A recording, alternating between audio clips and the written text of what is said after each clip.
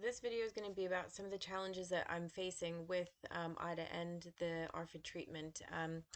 So she is very, like I said, she's a bit neurodiverse. We're waiting for a diagnosis with that because if we get that, that'll help us more on the treatment aspect of the eating issues that she's got, such as like textures and sounds and tastes and stuff. And also just helping regulate her emotions around things. She gets very diverted, so anything distracts her. It doesn't even matter. There's no television on. It doesn't have to be anything. It could be just a fly, or it could be a spot on the carpet, and then all of a sudden it becomes this big thing where she just forgets to eat or doesn't eat or anything. So some of the main challenges we have are definitely behavior around everything because every morning we have an issue with breakfast. Um, she's so tired because she's not getting the proper nutrients that she just doesn't want to get out of bed. And then getting her out of bed, and we have, like I said, we have 5 kids, and 3 are under 3, and it's very challenging to try to get her up, get her dressed, do all that stuff, and still try to feed and get everybody out and do all that stuff. And so I know everybody has their challenges and all that stuff, but with her, it's definitely the fact that she's very tired, and then she wakes up and she complains that her stomach's hurting.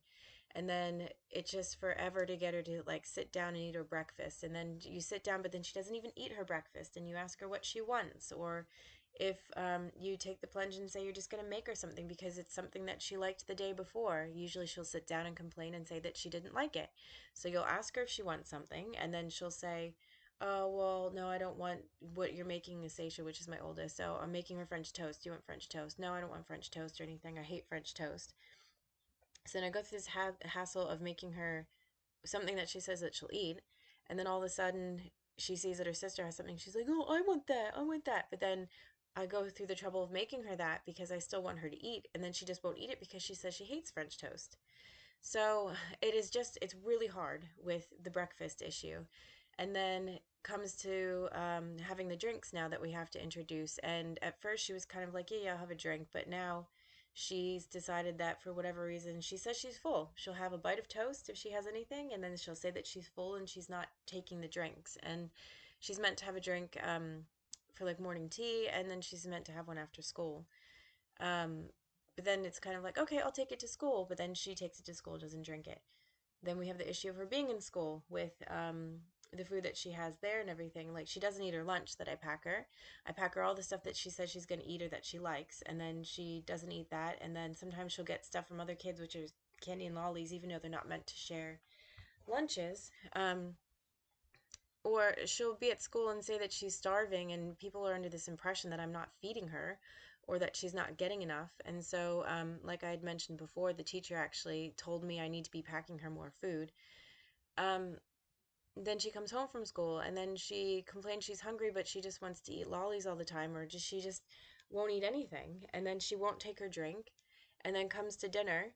We make her dinner, and then she just won't eat her dinner. So when we try to say, okay, sit down, eat your dinner, or make her something that she wants to, she gives us a hassle and it takes so long.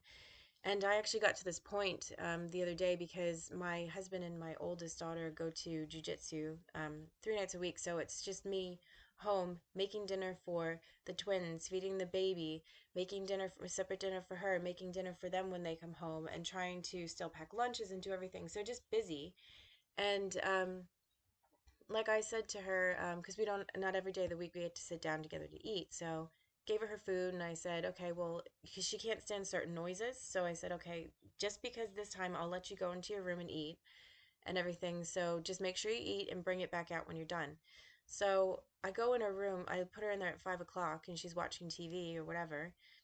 I go in her room at 7 o'clock, and she still hasn't touched a thing. And I said, and I just got to this point where I just said, I'm so frustrated. I said, you're not putting in your part, your effort on this. I can't do everything for you. And I said, so there's no point to the appointments that we go to because, like, you're not putting in your part to it. Um, so I did have a little bit of a meltdown with that. And when I spoke to the ICAMS lady, she explained to me that in this process, I need to make sure that I can kind of take care of myself and not get burnt out, which is hard, because you care about your kids and you're so concerned and everything. And when you feel like that you can't do anything, like you can't make the situation better, that's a hard thing. So basically what she's saying focus on now is just being able to present her the stuff, go step by step. So step by step is present her the stuff. If she doesn't eat it, try to get her the drinks. If she doesn't drink the drink, we have to think of something else. So she's telling me I can't think of the bigger picture and the bigger issues. I have to be focused in on what's happening right now. And what's happening right now is that we are still struggling to get her to eat. So we're going to have to find the next process, which is seeing if we can get her to take the drinks. And then if that doesn't happen, we go from there. So yeah, I think the main thing of this is there are lots of struggles with it because it's just not an easy fix. And the main thing is, which I don't know how to do yet, is to not get burnt out and take care of myself. I'm not good at that. I'm not at the point in my life with my kids that I actually know how to just take care of myself. So I think this will be a learning process for me as well. So yeah, so those are some of the struggles that we go through with it. And as I always say, I'm not sure if it's something that resonates with you or things that you feel like might come up. But I don't like to give advice, but I'm just saying the advice I was given was to just figure out how to yeah, just not get burnt out with it, because as a parent you're doing the best that you can and what you want, and it is partly them that has to come to the table as well and help. And with those you just have to find the motivations, things that motivate them to want to do it. And it's very hard with children. I mean, weight doesn't motivate them. Telling them they're going to get sick doesn't motivate them. Um, Sometimes telling them, I don't do the whole take things away from them and stuff, or and I don't feel there should be consequences for this because this isn't something that they choose to have happen to them. Um, but yeah, so I don't know. I haven't figured it out yet, but those are some of the challenges that I face.